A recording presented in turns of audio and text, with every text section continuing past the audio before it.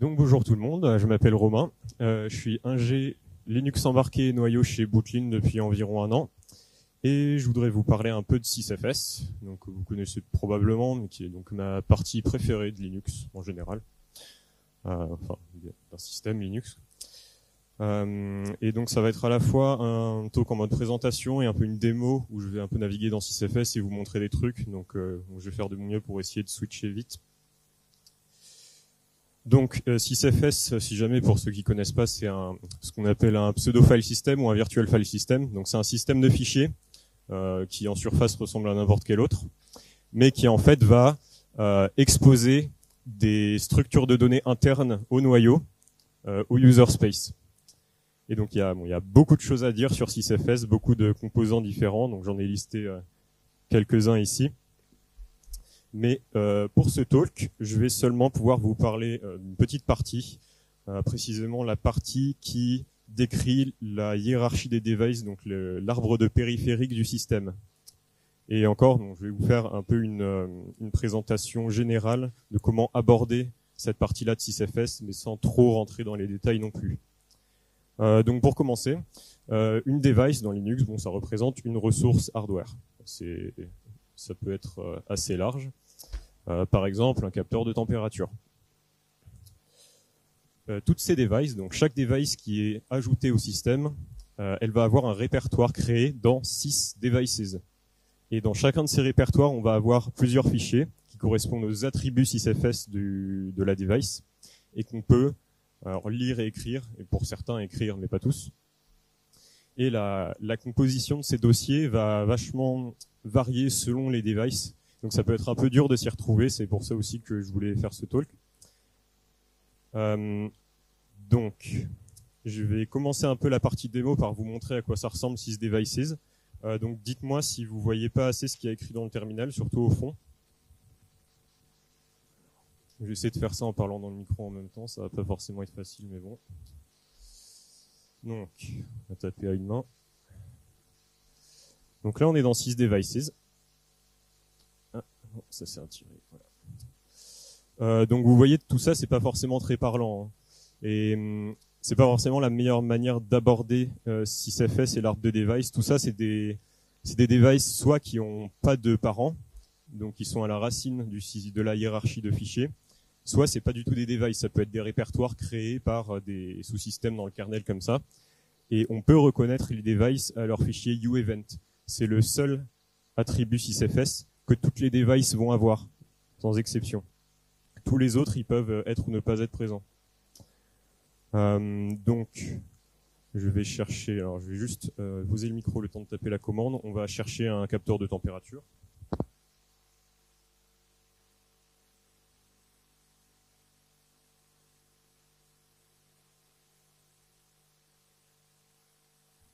Voilà, donc on va essayer d'en trouver un qui a pas l'air trop...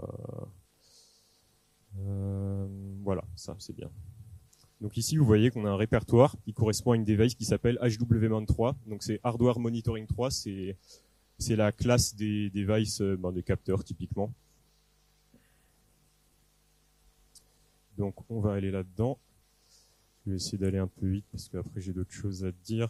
Mais bon, voilà, juste un petit exemple. Vous avez un fichier qui s'appelle temp1input. Et si je fais une lecture sur ce fichier, eh ben, ça va lire la valeur de température du capteur en millicelsius. Donc là, c'est 25 degrés. 27, pardon. Oula. Et alors, juste pour vous parler un peu, donc uEvent, c'est pas toujours très intéressant parce qu'il est souvent vide. C'est intéressant pour repérer les devices, par contre. Et Subsystem, donc c'est un symlink que la plupart des devices ont. Alors, oui. Et donc, si vous voulez, j'ai environ 1500 devices en tout dans cet arbre de fichiers. Et il y en a environ 1400 qui ont ce symlink sous système. Et ce symlink, il va pointer soit sur 6 classes quelque chose, soit sur 6 bus quelque chose. Donc on voit déjà qu'il y a 2 types de devices qui se distinguent. Il y a les devices bus et les devices classes. La différence entre les deux, c'est que les devices bus, elles servent conceptuellement à donner accès à un bout de hardware. Et je vais détailler un peu plus ça par la suite. Et les devices classes, elles servent plus à mettre des abstractions au-dessus du hardware pour donner des interfaces pratiques à utiliser. Typiquement, HWMON, ça donne des fichiers qui permettent de lire les valeurs des capteurs assez facilement. Alors, on va continuer sur justement cette histoire de bus device. Donc la manière basique d'accéder au périphérique dans un ordinateur en général, c'est le MMIO, Memory Mapped I/O. Donc on a ici pareil notre capteur de température, il a des registres qui sont directement accessibles dans l'espace d'adressage du CPU. Et donc on peut faire des instructions load pour charger les valeurs, des instructions store pour les écrire en mémoire. Et voilà, c'est un peu la manière basique de faire. Maintenant, très souvent, on va avoir des bus entre l'espace d'adressage et les devices comme les capteurs, par exemple. Et donc là, ça va être un peu différent, parce que la manière d'accéder aux devices en bout de chaîne, elle va beaucoup dépendre du genre de bus et du protocole qu'il utilise. Donc par exemple, ici j'ai un peu un exemple joué. On peut écrire quelque chose au bus pour lui dire « fais une transaction ». Ensuite, le bus, il fait une transaction, donc il lit une valeur depuis le capteur, et on peut la remonter ensuite jusqu'au CPU. Le but d'écrire tout ça, c'est que on voit qu'il y a une indirection, donc une couche d'indirection en plus dans l'accès à la device. Et ça, c'est quelque chose que le kernel va devoir gérer, notamment en implémentant tous les protocoles spécifiques à tous les bus. Et donc pour ça, dans Linux, on a c'est la slide d'après, on a des infrastructures de bus. Donc ce qu'on appelle aussi des bus types. À chaque fois qu'il y a un bus type qui est enregistré, on va avoir une structure comme ça qui est créée. Donc avec du code un peu général, qui dépend du type de bus qu'on utilise. Par exemple pour USB, j'ai quelques exemples de bus un peu typiques. Pour USB, par exemple, dans le code, il va y avoir de quoi composer, je sais pas, des transferts bulk, des transferts isochrones. Pour I2C, ça va être un corps un peu plus simple avec juste des transferts read et write. Donc voilà, il y a ce code-là. Et puis, chaque infrastructure de bus a une liste de drivers et une liste de devices. Alors, chaque driver dans un système Linux a une infrastructure de bus. Parce que chaque driver a une manière d'accéder à son hardware. Et donc, alors je vais revenir un peu à ma démo.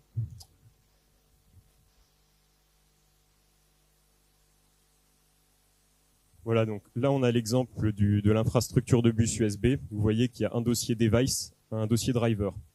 Et dans ce dossier device, on va avoir des devices qui ont des noms qui sont très spécifiques à cette infrastructure de bus. Pour USB ici, vous avez typiquement numéro de route hub, numéro de port physique séparé par des points, 2 points, et puis un numéro d'interface. Parce que les drivers baignent sur des interfaces dans USB, pas sur des devices. Alors, je pense pas que j'aurai le temps de vous montrer la démo avec la souris. Mais oui, bon, tant pis. Donc juste pour vous montrer, je vais aller sur, on va dire, bus 3 port 10. Oui. Je crois que je me suis un peu perdu. Ah oui. Autant pour moi. Et c'était 3.10, c'est ça? Bon, avec un peu de chance, celle-là, il a un driver.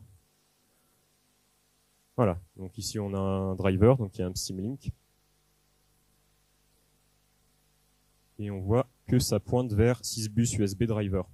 Bon, lui, il a un nom, c'est pas un très bon exemple, mais bon, il apparaît souvent, on va dire. C'est juste un driver de device USB générique, mais donc il est bien dans cette liste-là. Et on voit qu'il a, donc on dit bindé, donc il s'est attaché sur la device à l'adresse 3.10. Et un truc assez marrant qu'on peut faire. Alors, ça va être driver. Donc on va le retrouver dans ce dossier-là aussi. USB, pardon. C'est un peu les mêmes lettres. Et là, vous voyez, bon, je vais pas l'essayer parce que je sais pas ce que c'est 3.10 et si ça se trouve, ça va juste éteindre mon ordi. Mais je peux faire echo 3-10 pipe dans le fichier unbind et ça va forcer le driver à se détacher du device. Et à ce moment-là, vous verrez qu'il y a plein de choses qui vont disparaître dans l'arborescence de fichiers. Notamment ces devices-là qui ont été créés par le driver USB et sur lesquels il y a d'autres drivers qui ont bindé ensuite. Alors, juste pour vous décrire, ah oui, petite parenthèse. Il y a des infrastructures de bus qui sont assez explicites, on va dire PC, USB, c'est des trucs qu'on connaît un peu. Il y a aussi des choses qu'on est un peu plus surpris de trouver dans Sysbus, comme WorkQueue par exemple. C'est des fils de tâches qui sont utilisés par les drivers dans Linux. On peut se demander ce que ça fait dans Sysbus. En général, la réponse, c'est que ça rentre dans l'abstraction du bus avec la liste de drivers et les listes de devices. Et bon, voilà, je n'ai pas vraiment le temps de rentrer dans le détail, mais il faut pas être trop surpris de trouver ce genre de choses dans Sysbus aussi. Alors, pour qu'un driver s'attache à une device, ça peut arriver de deux manières. Soit on ajoute un driver à l'infrastructure de bus, ce qui peut arriver à l'init ou alors quand on fait un mode probe et qu'on charge un module. À ce moment-là, l'infrastructure de bus va parcourir sa liste de devices et essayer d'en trouver une qui match. Chaque infrastructure de bus a sa fonction pour matcher les devices avec les drivers. Et la deuxième manière de faire ça, c'est si on ajoute un device à l'infrastructure de bus, ce qui peut arriver par exemple si je branche quelque chose au port USB. Et à ce moment-là, il va faire l'inverse, il va parcourir la liste de drivers et en chercher un qui peut être attaché au device. Sachant qu'un driver peut être attaché à plusieurs devices, c'est un peu ce qu'on a vu ici d'ailleurs. On avait c'était un dossier plus haut, mais bon, bref. Donc ensuite, une fois qu'un driver a bindé à une device, qu'est-ce qu'il va faire avec? Eh ben, typiquement, on peut créer ou changer des attributs sysfs. Donc par exemple, là, si je fais un cat-u-event, en théorie, voilà, il devrait y avoir driver égale USB, et ça, si j'unbind le device, ça va disparaître. La deuxième chose très courante qu'un driver peut faire avec une device, c'est créer tout simplement un autre device. Et ça peut être un device bus ou un device class. Donc les drivers ne bindent seulement sur des device bus, mais ils peuvent créer plusieurs device class. C'est ça qui est un peu perturbant parfois, parce qu'on peut avoir des drivers qui créent des arbres avec plusieurs device class dedans. Et donc on se demande pourquoi il y a une liste de plusieurs devices comme ça imbriqués qui n'ont pas de driver. En fait, c'est parce qu'il y a un driver tout en haut qui les a toutes probés. Ça arrive avec quand on a du hardware un peu complexe avec plusieurs fonctionnalités possibles dedans. Donc, voilà. Il me reste 5 minutes, donc je vais pouvoir vous faire la démo de la classe LED. Je vais juste sortir le matériel, excusez-moi 2 secondes.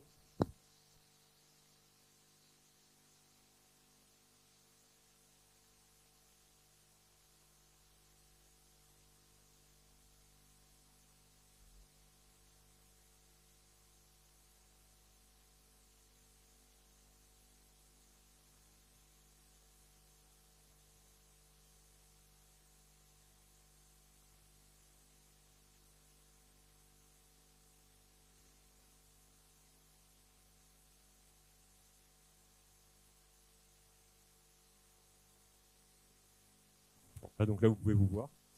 Ce que je vais vous montrer, c'est cette LED ici.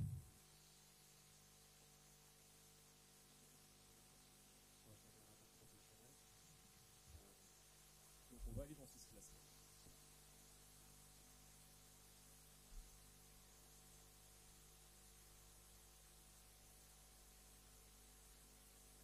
Et on va s'intéresser à Chrome OS, Multicolor, Power.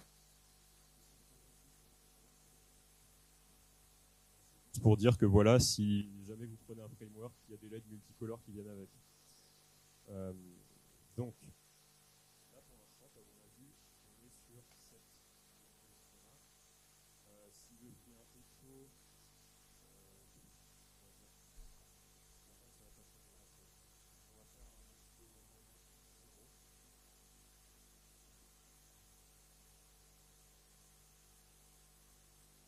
et là, la LED est éteinte. Donc tout ça, c'est des fonctions standards de la classe LED. Vous allez les retrouver sur toutes les devices LED. Après, il y a des fonctionnalités en plus, comme celles qu'on va voir juste après, pour changer la couleur, qui sont disponibles que sur le hardware qui la supporte.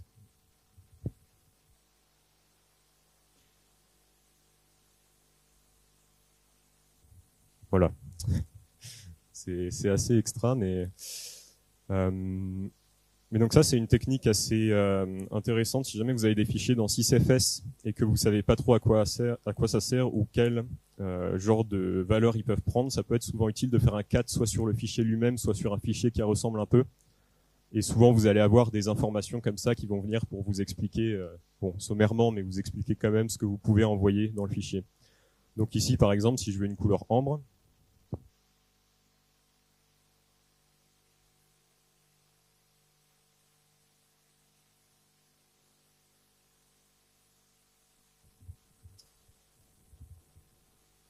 sauf que bien sûr, il va aussi falloir que je change la brightness, sinon ça va pas.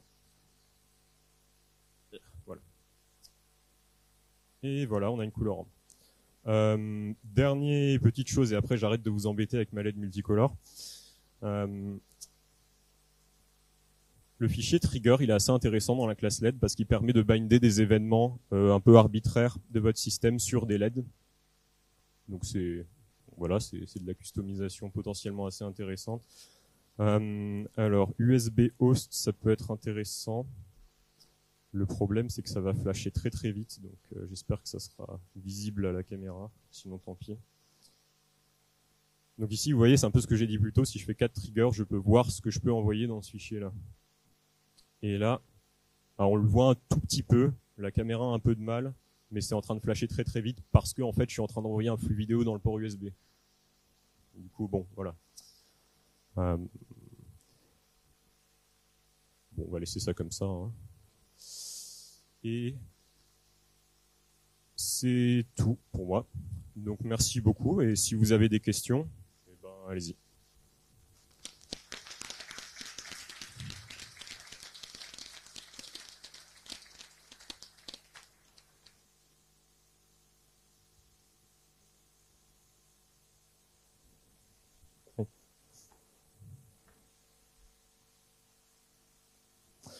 Alors, UEvent, c'est une infrastructure qui permet au noyau de notifier le user space quand il y a des changements au niveau de l'arbre de device. Donc, quand tu rajoutes ou que tu retires une device, typiquement.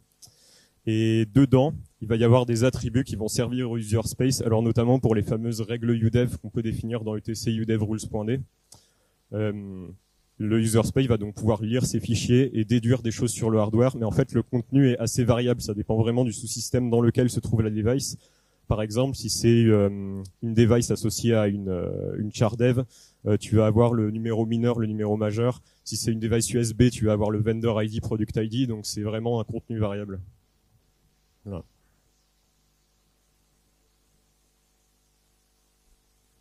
Bon. Ah oui, on m'a dit qu'il fallait que je répète la question, donc je la répète après. La question c'était, est-ce que tu peux détailler le contenu du fichier UEvent? Désolé.